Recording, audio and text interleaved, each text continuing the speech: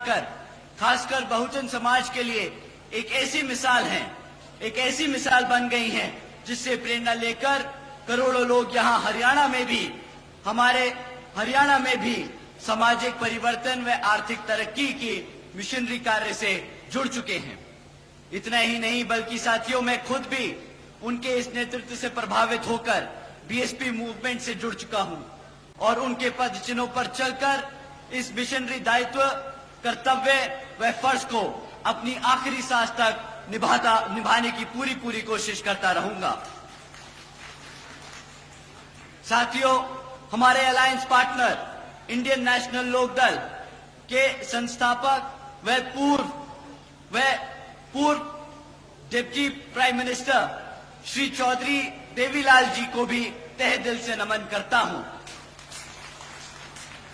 साथ ही इनेलो के राष्ट्रीय अध्यक्ष श्री ओम प्रकाश चौटाला जी और आज हम सबके बीच में मौजूद इनेलो के राष्ट्रीय महासचिव और हमारे गठबंधन की ओर से हरियाणा प्रदेश के मुख्यमंत्री जी के उम्मीदवार श्री अभय सिंह चौटाला जी का भी मैं तहे दिल से स्वागत और आभार प्रकट करता हूं। साथियों, आप लोगों के सामने विधानसभा आम चुनाव के मुद्दों को बीच में रखने से पहले मैं हाल ही में ऑनरेबल सुप्रीम कोर्ट के सब कास्ट कैटेगराइजेशन के जजमेंट के बारे में आप लोगों से बात करना चाहूंगा, जिसके संबंध में आदरणीय बहन कुमारी मायावती जी ने भी अभी कुछ दिन पहले ही प्रेस कॉन्फ्रेंस कर हम सबको उसके बारे में आगाह करने का काम किया। साथियों, वो जो जजमेंट दिया ऑनरेबल सुप्रीम कोर्ट ने वो 650 पन्नों का था, परंतु उसकी मूल भाषा मैं आपको बता दूं उसका मतलब क्या है। साथियों, उस जजमेंट के तहत अब राज्य की सरकारें SC/ST के अंतर्गत अपने राजनीतिक लाभ के लिए अपनी मर्जी से किसी भी SC/ST जाति को आरक्षण की सुविधा दे सकती है और अपनी ही मन मर्जी से उसको रिजर्वेशन की सूची से निकालकर, भले वो SC/ST हैं, बट उस SC/ST जाति को रिजर्वेशन के उससे निकालकर उनसे रिजर्वेशन छीनने का काम कर सकती है। साथियों, पहले मान्यवर साहब श्री कांशीराम जी ने और फिर आदरणीय बहन कुमारी मायावती जी ने हमें इसके बारे में कई बार आगाह किया है कि भाजपा और कांग्रेस हमारे SC/ST समाज के आरक्षण के खिलाफ है। वो हमसे हमारा आरक्षण छीनना चाहते हैं क्योंकि वो नहीं चाहते कि हमारा समाज पढ़ लिख कर अपने पैरों पर खड़ा होकर एक आत्मसम्मान की जिंदगी जी सके। साथियों, भाजपा और कांग्रेस की ये सोची समझी साजिश है जिसके तहत ये जजमेंट पास कराया गया है। देश से आरक्षण खत्म करने का ये पहला कदम लिया गया है। साथियों, आप सभी जानते हैं आरक्षण की मूल भावना प्रतिनिधित्व दिलाने की है, समाज को आगे बढ़ाने की है, लेकिन उसे बार बार गरीबी मिटाने की आड़ से बार बार आरक्षण को खत्म करने की कोशिश की जाती है। बोलते हैं आरक्षण का मतलब है गरीबी खत्म करना।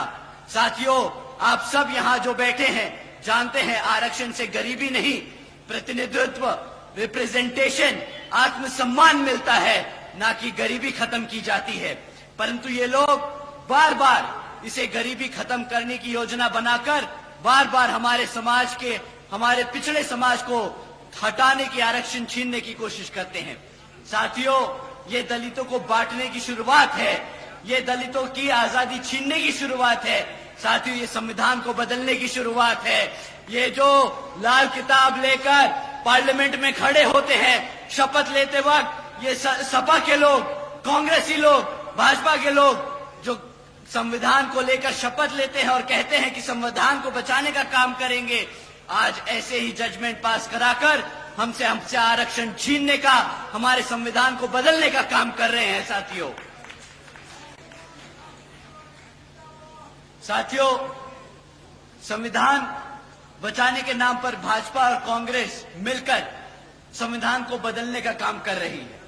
आदरणीय बहन जी ने कहा है कि अगर ये भाजपा की एनडीए और कांग्रेस की इंडी अलायंस, जिसमें सपा, आम आदमी पार्टी जैसी पार्टियां भी शामिल हैं, ये सब अगर सच्चे दिल से हमारे समाज के लिए आरक्षण के हितैषी हैं, तो ये सब मिलकर पार्लियामेंट के जरिए से हमारे रिजर्वेशन एक्ट को संविधान की 9वीं सूची में डालकर उसको हमेशा हमेशा के लिए सुरक्षित करेंगे।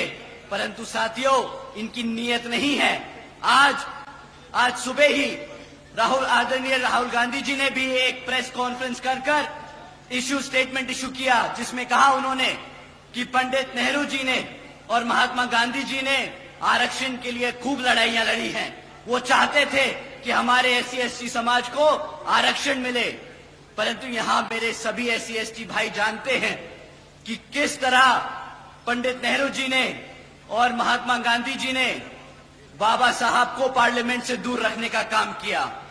किस तरह वो जब बाबा साहब MP चुनकर पार्लियामेंट की कमेटी में पहुंचे, कॉन्स्टिट्यूशन कमेटी में पहुंचे, तो किस तरह उन्होंने बाबा साहब को इंडिया से हटाकर पाकिस्तान की कॉन्स्टिट्यूशन कमेटी में भेजने का काम किया। साथियों, उन्होंने कदम कदम पर हमारे बाबा साहब को नीचा दिखाने का काम किया। कदम कदम पर उन्होंने हमारे रिजर्वेशन को छीनने का काम किया। साथियों, वो तो इतने अड़ गए थे कि जब बाबा साहब ने अंग्रेजों की मदद से आरक्षण की व्यवस्था तय करी कॉन्स्टिट्यूशन में, तो महात्मा गांधी जी भूख हड़ताल पे बैठ गए और माने नहीं जब तक उन्होंने बाबा साहब की शर्तों को हटाने का काम न किया। साथियों, वो इस कदर इनके पीछे पड़ गए थे कि कह रहे थे कि मैं मर जाऊंगा परंतु आरक्षण नहीं लागू होने दूंगा। साथियों, ये थी कांग्रेसियों की नीति। साथियों, भूल जाइएगा कि कांग्रेसी या भाजपा कभी भी हमारे आरक्षण के हितैषी हो सकते हैं।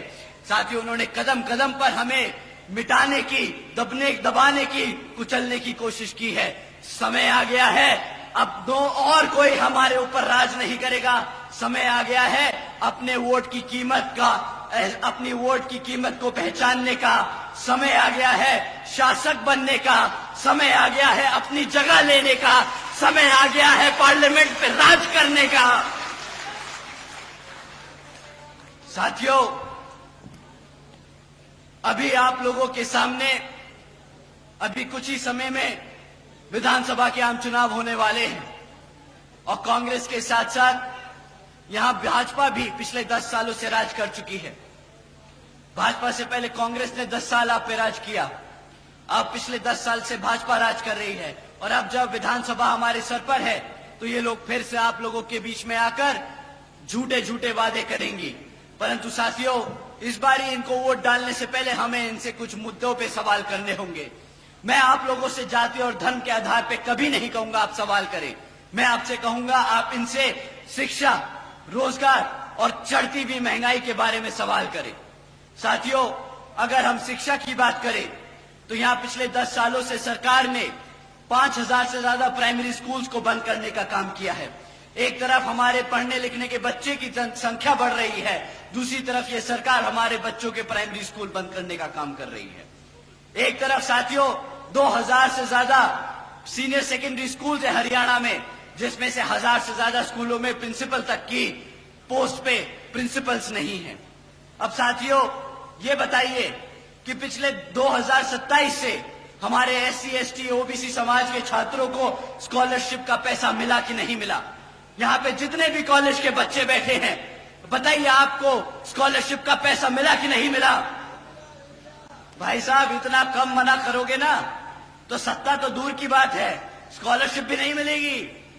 तो अपनी जो दर्द और दुख है उसके लिए आवाज उठाइए और बताइए कि मिला कि नहीं मिला। साथियों, जिस तरह आपको स्कॉलरशिप का पैसा नहीं मिला, इसी तरह इस बारी कांग्रेस और भाजपा को वोट नहीं मिलेगा। आप लोगों का वोट हाथी और चश्मे पे पड़ेगा। साथियों, एक तरफ हमारे बच्चे दिन रात मेहनत कर कॉलेज में दाखिला ले रहे हैं, दूसरी तरफ ये सरकार झूठा वादा कर कि स्कॉलरशिप का पैसा देगी, वो पैसा नहीं देती। हमारे बच्चे अनपढ़ रह जाते हैं। जब हमारा बच्चा पढ़ेगा लिखेगा नहीं तो आप बताइए क्या वो गुलामी करेगा कि नहीं? हम गुलाम ही बन के रह जाएंगे ना। अब आप ही बताइए, बाबा साहब ने इतनी मेहनत कर हमें गुलाम बनाने के लिए खड़ा किया है। बताइए मेरे किसान भाइयों, आप लोग अपने पैरों पर खड़ा होना चाहते हैं कि नहीं? साथियों, अगर आप अपने पैरों पर खड़ा होना चाहते हैं तो मैं आप लोगों से दरखास्त करूंगा कि आने वाले विधानसभा आम चुनाव में यहां बसपा और एनएलए के प्रत्याशियों को भारी बहुमत मतों से जिताकर श्री आदरणीय अभय सिंह चौटाला जी को मुख्यमंत्री बनाकर अपने यहां पर अपने लिए, अपने हितों के लिए काम कराने का काम करें आप सब। साथियों, एक तरफ ये भाजपा और कांग्रेस वाले हैं जो इस तरीके की काम करते हैं, इन नीतियों पे चलते हैं, और दूसरी तरफ हमारी आदरणीय बहन कुमारी मायावती जी की नीतियां हैं जिसके तहत चलकर यहां पर भी हरियाणा में उसी संख्या में, उसी ताबड़तोड़ तरीके से यहां पे काम किए जाएंगे। जैसे बहन जी ने बसपा की सरकार के दौरान यूपी में सावित्रीबाई फुले बालिका शिक्षा योजना चलाई थी साथियों, जिसके तहत बहन जी ने 7 लाख से ज्यादा बच्चियों को 12वीं तक की शिक्षा प्राप्त करने के लिए 600 करोड़ से ज्यादा अपनी बच्चियों पर खर्चने का काम किया था। इतना ही नहीं साथियों, बहन जी ने 6 engineering colleges, 2 homeopathic colleges, 24 polytechnic colleges, 2 paramedical colleges, 6 universities, 200 से अधिक इंटर व डिग्री कॉलेजेस, 100 से अधिक आईटीआई, 550 से ज्यादा हाई स्कूल्स और हमारे प्राइमरी स्कूल्स के बच्चों के लिए 5,500 से ज्यादा प्राइमरी स्कूल्स बनाने का काम किया है साथियों। और साथियों, हमारे सभी पिछड़े समाज के, हमारे ओबीसी समाज के छात्रों के लिए आदरणीय बहन जी ने देश में पहली बार 27% आरक्षण की व्यवस्था तय की थी। साथियों, लिस्ट बहन जी के कामों की इतनी लंबी है शिक्षा की क्षेत्र में कि मैं यहां पर बताते बताते थक जाऊंगा और दिन की भी रात हो जाएगी। परंतु साथियों, आप लोगों से मैं दरखास्त करूंगा, आप लोग पूरा भरोसा जताएं हमारे आदरणीय अभय सिंह चौटाला जी पे कि जिस तरह बहन जी ने वहां यूपी में काम किया, उसी तरह यहां पर आदरणीय अभय सिंह चौटाला जी भी आपके बच्चों की शिक्षा के लिए दिन रात एक कर आपके बच्चों को अपने पैरों पर खड़ा करने का काम करेंगे। साथियों, आज हरियाणा का युवा बेरोजगार घूम रहा है।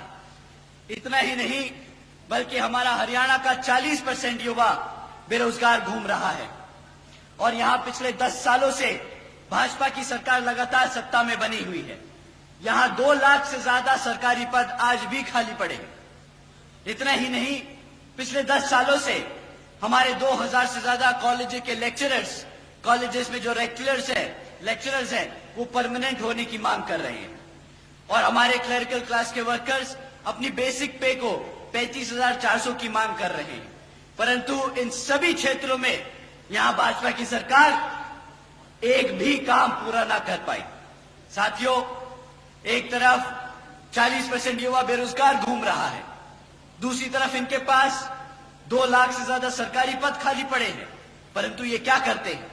ये कौशल विकास निगम जैसी योजनाएं चलाकर हमारी पक्की नौकरियों को कच्ची नौकरियों बनाकर लोगों में बांटने का काम कर रहे हैं। आप जानते हैं क्यों ये पक्की नौकरियां नहीं देना चाहते आपको? क्या आप जानते हैं क्यों ये हमारे कॉलेजेस में प्रोफेसर्स को, लेक्चरर्स को परमानेंट नहीं करते? साथियों, अगर सरकार ने पक्की नौकरी देना शुरू कर दिया तो उनको आरक्षण भी देना पड़ेगा। अगर उन्होंने हमारे कॉलेजेस में प्रोफेसर्स को पक्का कर दिया तो उन्हें आरक्षण देना पड़ेगा। साथियों,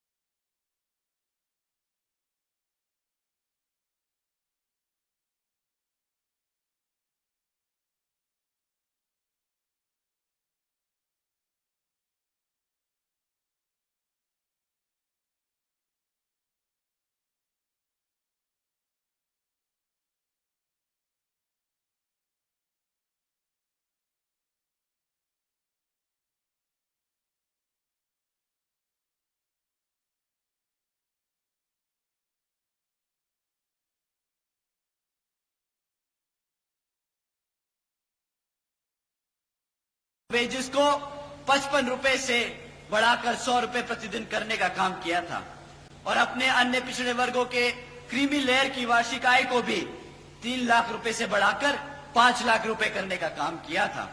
साथियों, इतना ही नहीं, हमारे किसान भाइयों को जानकर अच्छा लगेगा कि बहन जी के शासनकाल के दौरान आदरणीय बहन जी ने अपने गन्ना खरीदने के दामों को रातों रात दुगना कर दिया था और हमारे किसान भाइयों की आमदनी दुगनी कर दी थी, जैसा उन्होंने वादा किया था। साथियों, उसी तरह उसी मॉडल पे चलकर यहां पर भी हमारी सरकार जब आप लोग बनाएंगे तो हमारे किसान भाइयों की आमदनी दुगनी कर दी जाएगी। साथियों, तीसरा सबसे बड़ा मुद्दा महंगाई का। साथियों, ये लोग जब महंगाई की बात करते हैं तो आप लोगों से बोलते हैं कि जी आप हमसे मुफ्त में राशन ले लो, और बड़े गर्व और फख्र से बोलते हैं कि हमने 80 करोड़ जनता को मुफ्त में राशन देने का काम किया। साथियों, अब एक बात बताइए कि आपने महंगाई कम करने के लिए वोट डाला था या मुफ्त में राशन मांगने के लिए वोट डाला था? बताइए साथियों, महंगाई कम करने के लिए कहा था ना। यही लोग आप लोगों के बीच में गैस का सिलेंडर तान के घूम रहे थे ना कि गैस का सिलेंडर देखो 1000 रुपया पार 400 रुपया हो गया, 400 रुपया हो गया। अब इन्हीं के शासनकाल में क्या गैस का प्राइस 1000 रुपया पार कर चुका है कि नहीं? बताइए साथियों। परंतु अब ये 1000 रुपया इन्हें नहीं दिख रहा, अब इन्हें 1000 रुपया महंगा नहीं लगेगा।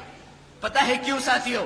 क्योंकि अब इन लोगों की आदत हो गई है जगह जगह विदेशों में घूमना, इनकी आदत हो गई है बड़े बड़े रेस्टोरेंट में बैठ के खाना खाना, होटलों में घूमना। इन लोगों को आपकी महंगाई से कोई लेना देना नहीं साथियों।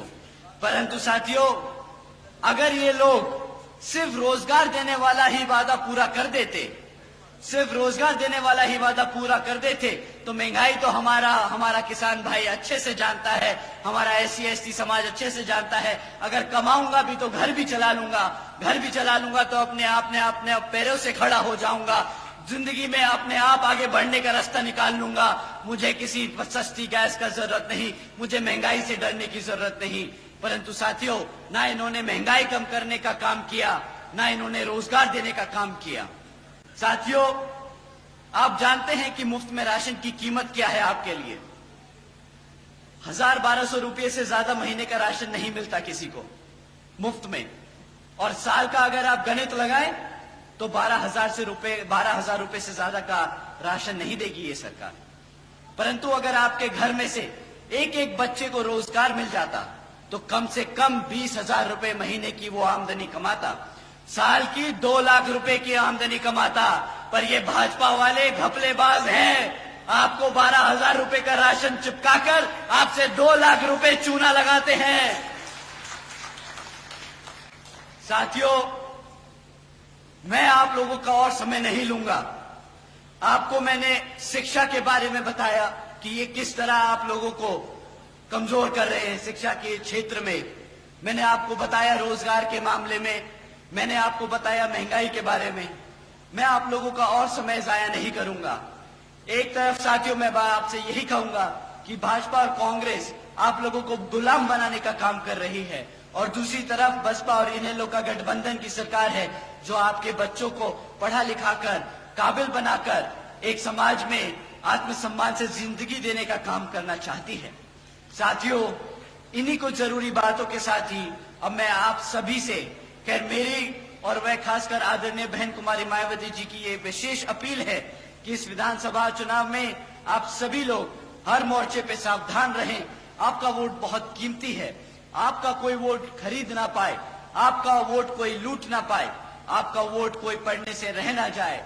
साथियों, जाति बिरादरी धन बल मंदिर मस्जिद या किसी भी भावना आदि के नाम पर कोई स्वार्थी अपने जाल में फंसाकर आपके वोट का दुरुपयोग ना कर ले, क्योंकि साथियों, देश के हर एक महिला पुरुष व युवा को वोट डालने का अधिकार यहाँ परम पूज्य बाबा साहब डॉक्टर भीमराव अंबेडकर जी की अति महत्वपूर्ण देन है। मैं आप सभी से यही खास अपील करता हूं कि आप लोग यहाँ जिन जिन क्षेत्र में बसपा और इनेलो के विधानसभा उम्मीदवार चुनाव लड़ रहे हैं, तो आप उनको वोटिंग मशीन के सामने, वोटिंग मशीन पे बसपा का हाथी चुनाव चिन्ह और इन्हें लोग का चश्मे का चुनाव चिन्ह के सामने वाला बटन दबाकर भारी मतों से जताने का काम करें। क्योंकि साथियों, समय आ गया है कमर कसने का, सत्ता छीनने का और यहां पर शासक बनने का। जय भीम, जय भारत। बहुत बहुत धन्यवाद आदरणीय आकाश आनंद साहब। चरखी दादरी से ये भाई जयवीर फौजी एक मोमेंटो भेंट करके स्वागत करना चाहते हैं आनंद साहब का। और मैं हमारे युवा साथियों से अनुरोध करता हूं, उदयवीर राणा प्रदेश अध्यक्ष युवा, उधम सिंह आर्य प्रदेश महासचिव, दादरी जिला के युवा प्रधान बबलू शौराण, भिवानी जिला प्रधान एडवोकेट निशांत डांडा, महेंद्रगढ़ जिला प्रधान दीपक यादव, युवा वरिष्ठ प्रदेश उपाध्यक्ष अशोक कड़वासरा, बाडरा युवा हल्का अध्यक्ष ग्रामीण सोनू मोड़ी, बाडरा युवा हल्का अध्यक्ष शहरी कालू गसोला, चरखी दादरी हल्का अध्यक्ष अमरजीत राशीवास, रविंदर फोगाट और राहुल मराठा आदरणीय चौधरी अभय सिंह जी को मोमेंटो और बुक्का भेंट करके स्वागत करें। तालियां बजा करके आप इनका अभिनंदन करें। हमारे साथी राकेश जी हड़ोती, ये कांग्रेस के उप प्रधान जिला दादरी, ये पार्टी छोड़ करके इनेलो पार्टी ज्वाइन कर रहे हैं।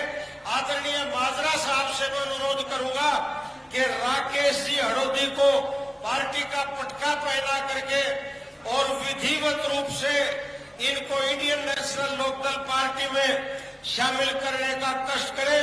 आदरणीय श्री माजरा साहब, राकेश जी हड़ोती, आप सबको जिनका इंतजार था, आदरणीय चौधरी अभय सिंह जी चौटाला आपको अपना शुभ संदेश दे, उससे पहले मेरे साथ मिलकर के और जोरदार जयकारा एक बार लगाएंगे। जय जय जय जय जय भीम, जय भीम, जय भीम। एक एक साथी एक भी पीछे नहीं रहना चाहिए।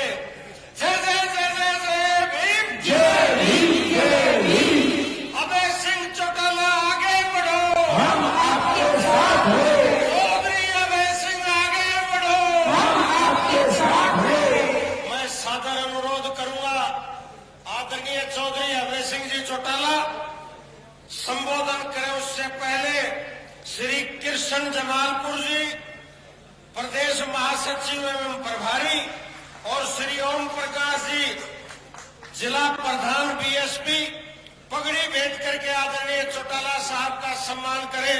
श्री कृष्ण जी जमालपुर, जोरदार तालियां भाई।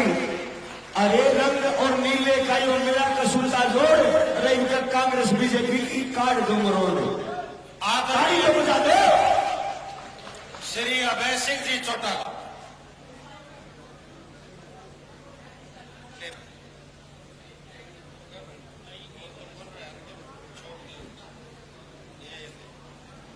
पहले ये बताओ, परिवर्तन करना चाहते हो कि नहीं चाहते हो?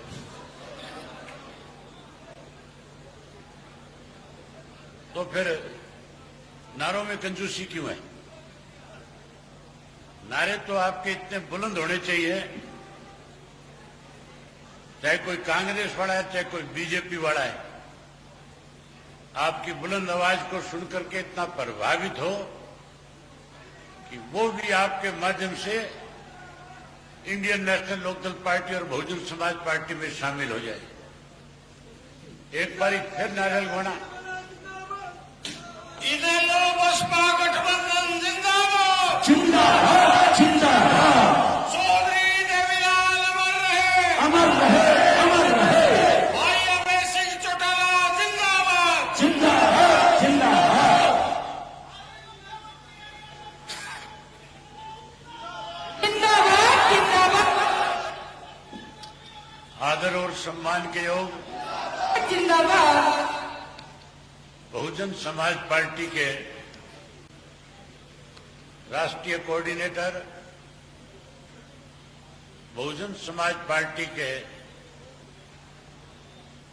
बहन मायावती जी के भविष्य में इस पार्टी को आगे बढ़ाया जाए, इसके लिए उनके आशीर्वाद से आज आपके बीच में आए हुए भाई Shri Akash Anand ji, Indian National Lok Dal party के प्रदेश के अध्यक्ष, पूर्व में रहे मंत्री चौधरी रामपाल माजरा जी, बहुजन समाज पार्टी के पंजाब, हरियाणा और चंडीगढ़ के प्रभारी रणधीर बेनीवाल जी, प्रदेश के अध्यक्ष धर्मपाल इकरा जी, चरखी दादरी के जिला के इंडियन नेशनल लोकदल पार्टी के अध्यक्ष श्री विजय पंचगामा जी, बहुजन समाज पार्टी के श्री ओम प्रकाश जी, मंच पे मेरे साथ बैठे हुए दोनों पार्टियों के राष्ट्रीय, प्रदेश, जिला और हल्का स्तर के सभी नेतागण, भिवानी महेंद्रगढ़ लोकसभा क्षेत्र से दोनों पार्टियों के आज इस कार्यकर्ता की संयुक्त बैठक में आए हुए दोनों पार्टियों के बहुत ही वरिष्ठ, कर्मठ, मेहनतकश कार्यकर्ता साथियों, माताओं, बहनों, पत्रकार, छायाकार दोस्तों, सबसे पहले तो इस बात के लिए माफी चाहूंगा कि आपके बीच में लेट पहुंच पाया। मजबूरी थी, घर से तो टाइम से निकल गया था, लेकिन गुड़गांव में बारिश बहुत थी और ज्यादा बारिश होने की वजह से मुझे 2 घंटे गुड़गांव से निकलते निकलते लग गए। वो 2 घंटे इसलिए लगे कि थोड़ी सी बारिश की वजह से सरकार की पोल खुल गई, सारी सड़कें पानी से भर गई, जगह जगह जाम लग गया। अंडरपास जो बने हुए थे उनमें लोगों की गाड़ियां फंस गई, कोई रास्ता नहीं था, इसलिए साथियों लेट हो गया। इसके लिए माफी चाहूंगा। आप भी काफी समय से बैठे हो, मैं आपका और ज्यादा समय नहीं लूंगा, चंद बातें आपके साथ करके आपसे इजाजत लूंगा, क्योंकि सारी बातें मेरे से पहले बोलने वाले वक्ताओं ने आपके सामने रखी है। आज देश के, प्रदेश के किस किस्म के हालात हैं, इन पे खुल करके सबने चर्चा करी है। साथियों, 10 वर्ष हो गए हरियाणा प्रदेश में भारतीय जनता पार्टी को सत्ता में आई। पहले 5 वर्ष भाजपा का अकेले का राज था और अगले 5 वर्ष में भारतीय जनता पार्टी को तो सत्ता से बाहर कर दिया था प्रदेश के लोगों ने। नारा तो इन्होंने 75 पार का दिया था, लेकिन 40 भी पार नहीं कर पाए। 50 सीटें अपोजिशन को दी, 40 सीट भाजपा को दी, लेकिन कुछ ऐसे स्वार्थी लोग थे जिनको केवल सत्ता का लालच था, जो लंबे समय से सत्ता से दूर थे और सत्ता में शामिल होकर के कहीं इस प्रदेश को लूटना चाहते थे। इसलिए उन लोगों ने न केवल हरियाणा प्रदेश के लाखों मतदाताओं के साथ विश्वासघात किया, बल्कि चौधरी देवीलाल जी की नीतियों पर चलने की बात करने वाले लोगों ने चौधरी देवीलाल की नीतियों को भी भाजपा की गिरवी रख दिया था। सत्ता में शामिल हो गए, 4.5 वर्ष तक प्रदेश को दोनों हाथों में लूटने का काम किया। जहां विकास के काम होने चाहिए थे, जहां लोगों से किए हुए वायदे पूरे करने चाहिए थे, वायदों को पूरा करने की बजाय लोगों के सामने कैसे समस्या खड़ी हो, कैसे लोग दुखी और परेशान हो, उसके लिए निर्णय लिए गए। मेरे से पहले बोलने वालों ने बताया होगा कि किस तरह से घोटाले इस प्रदेश में हुए। देश के प्रधानमंत्री ने भारतीय जनता पार्टी को सत्ता में आने से पहले लोगों के साथ बड़े बड़े वायदे किए, महंगाई पर रोक लगाने की बात करी थी, भ्रष्टाचार को जड़ मूल से समाप्त करने की बात कही थी। किसान को उसकी फसल के दाम 2 गुना मिले, इसके लिए उन्होंने वायदा किया था। और वायदा किया था देश के पढ़े लिखे नौजवान युवाओं के साथ कि 2 करोड़ को हर वर्ष रोजगार और नौकरी दूंगा। वायदा किया था गरीब आदमी को 15-15 लाख रुपया तेरे खाते में डलवा दूंगा।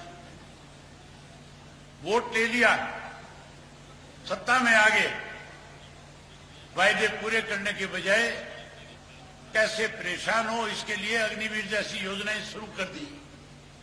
युवाओं को रोजगार तो दूर की बात, जो हमारे बच्चे फौज में जाकर के देश की रक्षा करते थे, जो कहीं अपने घर को आगे बढ़ाने का काम करते थे, उन युवाओं की नौकरी भी छीन करके अग्निवीर बना करके उन नौजवानों के साथ भी खिलवाड़ किया।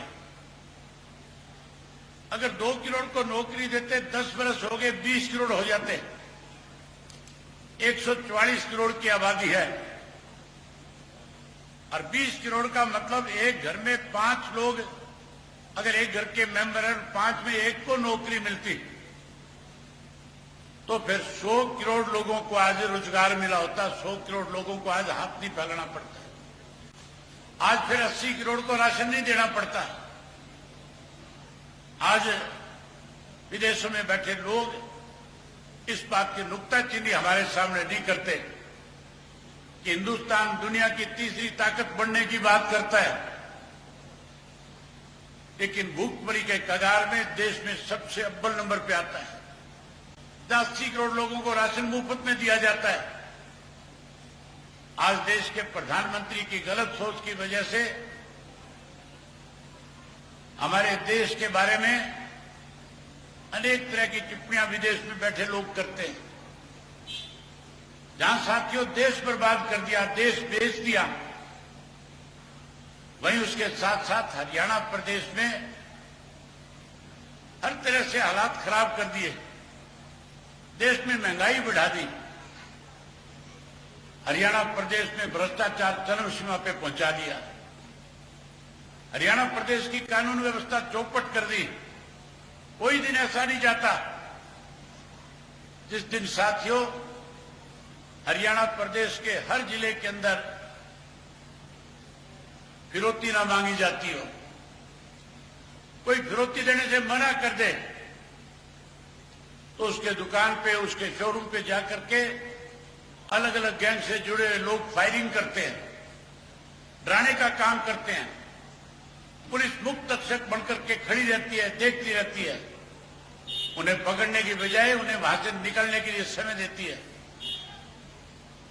जहां फिरौती मांगी जाती है, हत्याएं की जाती है, जहां लूटपाट की जाती है, वहीं साथियों उसके साथ साथ कानून व्यवस्था का ऐसा दिवाला पिटिया कि आज इस प्रदेश का कोई व्यक्ति अपने आप को सुरक्षित नहीं समझता। स्कूल और कॉलेज में पढ़ने वाली लड़कियां सुरक्षित नहीं है। आए दिन रेप की घटनाएं घटती है। हमारे देश के खिलाड़ी जो देश के लिए मेडल लेकर के आने का काम करते थे, आज देश के राजनीतिक दलों के लोग उनके नाम पे भी राजनीति करते हैं।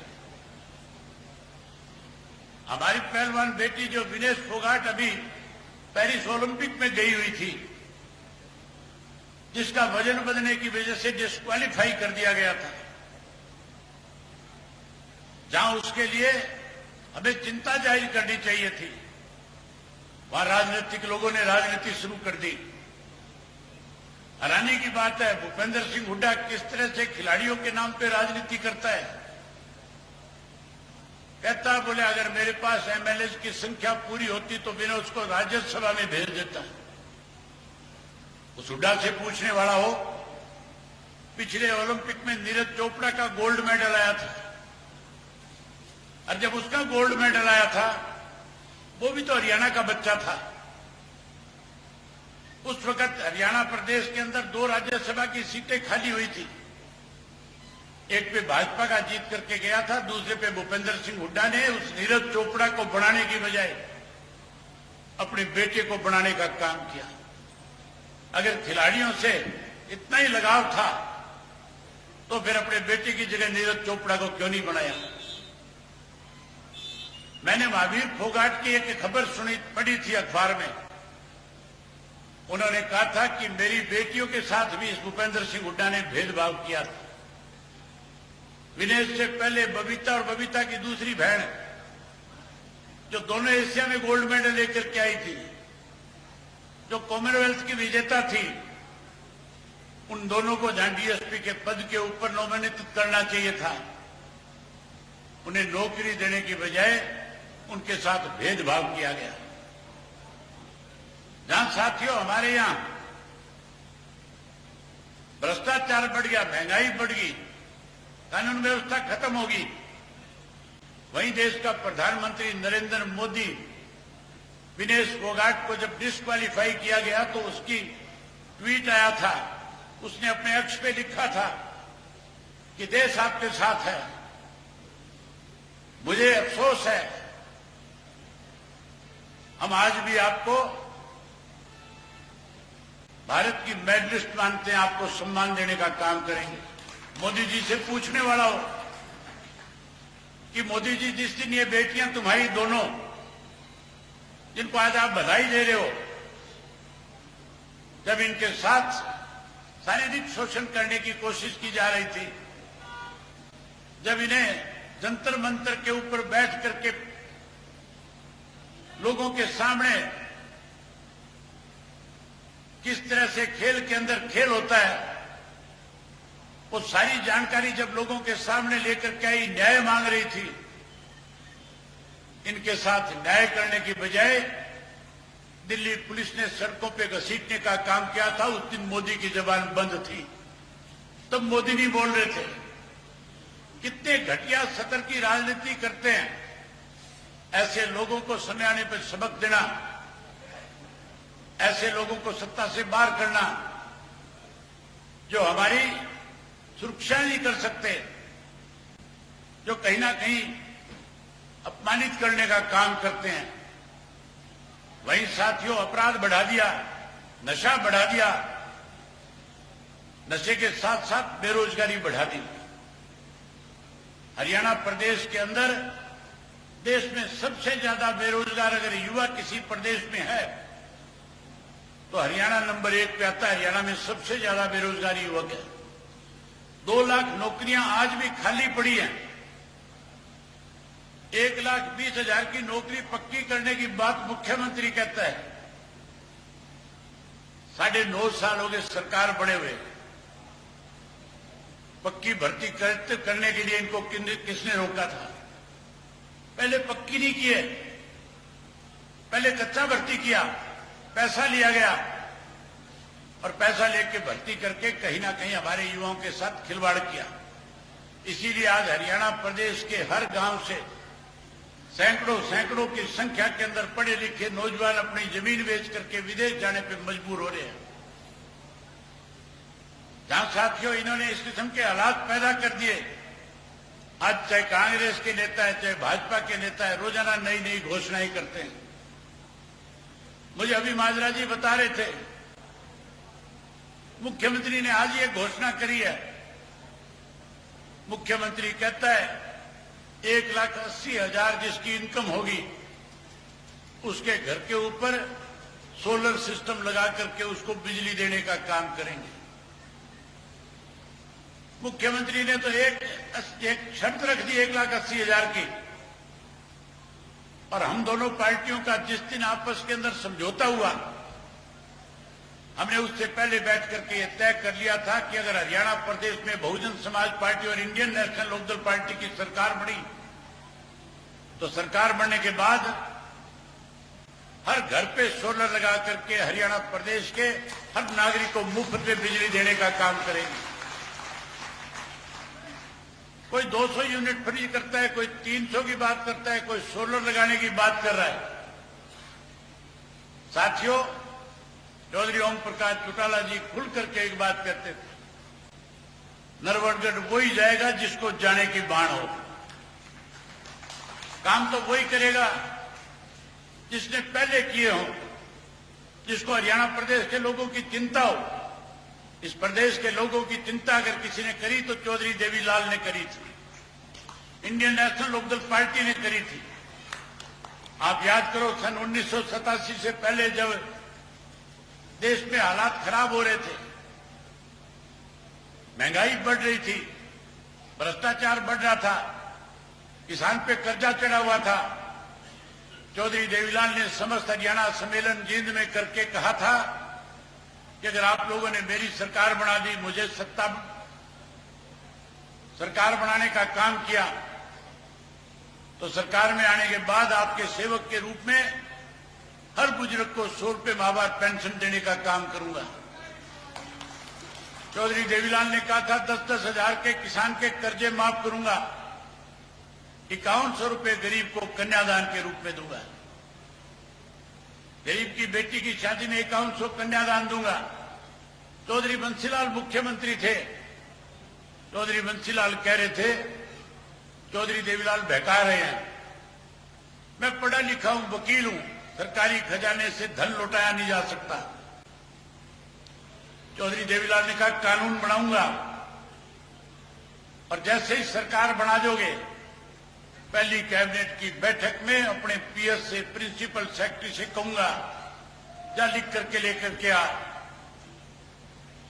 100 रुपया महीना पेंशन,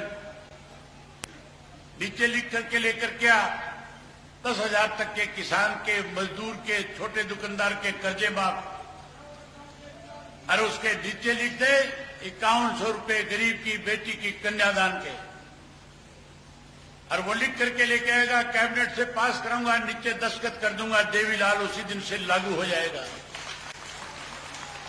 ये तीनों काम हुए थे कि नहीं हुए थे? ये बात तू भी बीजेपी वालों से मिला हुआ है। ये तीनों काम पहली कलम से किए। साथियों, अगर इंडियन नेशनल लोकदल पार्टी और बहुजन समाज पार्टी की सरकार बनाओगे, तो सरकार बनने के बाद आज हालात प्रदेश के बहुत खराब है। आज प्रदेश के आम लोगों को बहुत सारी सुविधाओं की जरूरत है। हमने पहले भी आपको सुविधाएं प्रदान करी थी। आगे सरकार बनने के बाद हरियाणा प्रदेश के बुजुर्ग को 100 रुपये पेंशन जो चौधरी देवीलाल ने शुरू करी थी 35 साल पहले, आज महंगाई बढ़ गई, पेंशन में बढ़ोतरी हुई, 100 रुपये वाली 3,000 तक पहुंच गई। लेकिन 3,000 से खर्चे पूरे नहीं हो सकते। हमने फैसला किया है दोनों पार्टियों ने बैठ करके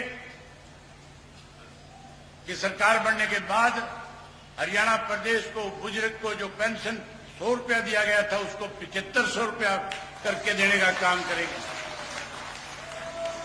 जहां पेंशन 7500 देंगे, वहीं 60 वर्ष से उम्र घटा करके 58 वर्ष करेंगे, क्योंकि कर्मचारी 58 वर्ष में रिटायर हो जाता है। वहीं उसके साथ साथ आज पढ़े लिखे बच्चों के पास रोजगार नहीं है, नौकरी नहीं है। सरकार बनने के बाद सबसे पहले 6 महीने में 2 लाख नौकरियां जो खाली पड़ी है, उन खाली नौकरियों को पक्के तौर पे भरने का काम करेंगे। हर घर से कानून बना करके एक बच्चे को रोजगार और नौकरी देंगे। जो वंचित रह जाएगा उसे निराश नहीं होने देंगे। उसको भी 21,000 रुपया बेरोजगारी भत्ता देकर के उस बच्चे का मान सम्मान बढ़ाने का काम करेंगे। ये माताएं बहनें बैठी हैं, मोदी जी इनसे भी कह रहा था मुफ्त में गैस का सिलेंडर दूंगा। और जब महंगाई बढ़ रही थी, कांग्रेस का राज था, गैस महंगा हो रहा था, भाजपा के लोग गैस का सिलेंडर अर्धरंगर होकर के लेकर के घूम करके प्रदर्शन करते थे, कहते थे महंगाई बढ़ गई, कहते थे रोक लगा देंगे। रोक लगाने के बजाय गैस का सिलेंडर 1100-1200 रुपए का कर दिया। आपको चिंता करने की जरूरत नहीं है। आप सरकार बनाने में बड़ी भूमिका निभा सकती हो। आपकी 50% हिस्सेदारी है। आप सरकार बनाओ, हर महीने की पहली तारीख को गैस का सिलेंडर सरकार की तरफ से आपके घर में मुफ्त में आया करेगा। जहां गैस का सिलेंडर फ्री में देंगे, वहीं 1100 रुपये हर गृहिणी के खाते में उसकी रसोई बढ़िया चले, उसके लिए भी आपको देने का काम करेंगे। वहीं उसके साथ साथ मुफ्त पानी देंगे। जर्मनी के अंदर जहां पीने के पानी की दिक्कत है, नदियां कम है, वहां समुद्र के पानी को निकाल करके उस पानी को आरओ सिस्टम से ठीक करके पीने के लिए लोगों को स्वच्छ पानी दिया जाता है। चौधरी ओम प्रकाश चौटाला जब मुख्यमंत्री थे, हमने आरओ सिस्टम लगवाए थे जर्मन सिस्टम के। आप सरकार बनाओ, गांव गांव में आरओ के सिस्टम लगा करके पीने के स्वच्छ पानी की व्यवस्था करेंगे, मुफ्त में देंगे। वहीं शिक्षा की बात चल रही थी, मैंने बहुत करीब से देखा था। रुक जा भाई, थोड़ी देर बैठ जा। मैंने देखा था उस वक्त गांव के अंदर स्कूलों के ताले लगे हुए, अस्पतालों में डॉक्टर नहीं है, जहां कहीं डॉक्टर है वहां दवाइयां नहीं है। हम सरकार बनने के बाद जहां गांव के अंदर स्कूल की सुविधा प्रदान करेंगे, वहीं उसके साथ साथ मुफ्त में शिक्षा देने का काम करेंगे। हरियाणा प्रदेश का बच्चा शिक्षा ग्रहण करने के लिए दिल्ली जाए, बंबई जाए, कलकत्ता जाए, उसके फीस का इंतजाम हरियाणा प्रदेश की Bahujan Samaj Party, Indian National Lok Dal party की सरकार करेगी। हम अपने बच्चों को शिक्षित बनाएंगे। प्रदेश को आगे बढ़ाने में उन शिक्षित बच्चों से भविष्य में उनको अच्छी जॉब देकर के प्रदेश को आगे बढ़ाने में उनसे लाभ लेने का काम करेंगे। वहीं उसके साथ साथ कोई कहता है 5 लाख तक की दवाई मुफ्त देंगे, कोई कहता है 10 लाख तक की देंगे। सरकार बनाओ, कोई शर्त नहीं होगी। हरियाणा प्रदेश के अंदर परमात्मा से प्रार्थना करते हैं हर आदमी स्वच्छ रहे, किसी के घर में कोई हारी बीमारी ना आए। अगर कोई बीमार हो जाएगा तो उसको चिंता करने की जरूरत नहीं होगी, चाहे मदानता में जाके इलाज करना, मुफ्त के अंदर आपका इलाज होगा। वहीं उसके साथ साथ कर्मचारी जो है वो सबसे ज्यादा दुखी कर रखे हैं। ओल्ड पेंशन स्कीम खत्म कर दी, खत्म किसी और ने नहीं, भूपेंद्र सिंह हुड्डा ने करी थी, उसी के राज में खत्म हुई थी। अब हुड्डा भी रोज कहता है कि ओल्ड पेंशन स्कीम फिर से लागू कर दूंगा। अगर हुड्डा ने ये लागू करनी होती तो फिर खत्म क्यों करता?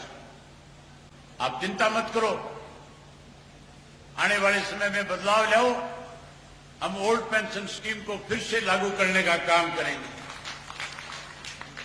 वहीं उसके साथ साथ जितनी बैकलॉग है उसको पूरा करने का काम करेंगे। सफाई नौकरी देंगे, रोजगार देंगे। आंगनवाड़ी, आशा वर्कर, सफाई का कर्मचारी, जिसको आज तक किसी ने पक्का नहीं किया, सबने उनके सामने कस्में खाई, वायदे किए। मैं भरी सभा में आपसे वायदा करके जाता हूं, आंगनवाड़ी का वर्कर, आशा वर्कर और सफाई के कर्मचारी को सरकार बनते ही पक्का करने का काम करेंगे, पक्की नौकरी देने का काम करेंगे। वहीं हर गरीब आदमी को, हैरानी की बात है, मुख्यमंत्री ने पिछले दिनों घोषणा करी, शहर में गरीब बैठा है 30 गज का प्लाट देंगे, कस्बे में कोई गरीब बैठा है 50 गज का देंगे, गांव में गरीब है उसको 100 गज का देंगे। इसमें भी भेदभाव है। हमने पहले 100 गज के प्लाट दिए थे, फिर से सरकार बनाओ 100 गज का प्लाट भी देंगे। चौधरी देवीलाल आवास योजना के तहत पक्का मकान भी बना करके देने का काम करेंगे। वहीं उसके साथ साथ जितने भी पोर्टल है, इन पोर्टलों से दुखी हो कि नहीं हो? ये पोर्टल बंद होने चाहिए कि नहीं होने चाहिए?